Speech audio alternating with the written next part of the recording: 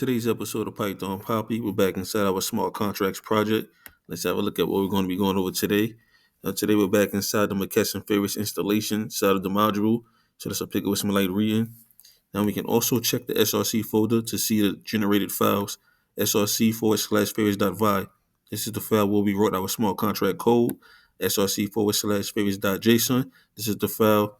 This file contains the ABI of our smart contract, which is used to interact with the contract. Then we have src/favorites.bin.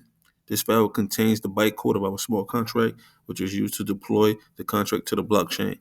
Now that we have our smart contract compiled, we can move to the next step of deploying and interacting with our smart contract using Moccasin.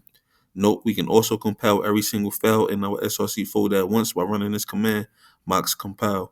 This will compile all the smart contracts in SRC folder and generate the necessary bytecode and ABI files for each contract. Now, this will make it easier to manage multiple smart contracts in our project. Also, this will compile our contract to an out folder, which will contain the compiled files. The name of the compiled files will be the same as the original contract files, but with the .json extension for the ABI and the .bin extension for the bytecode.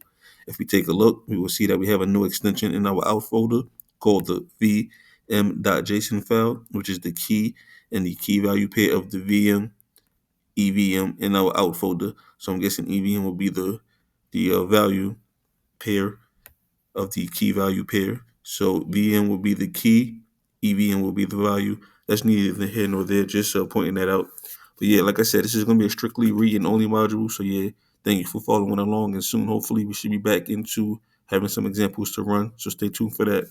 But of course, I will keep you posted every step of the way. For now, this is the Python Papi. You guys stay Gucci.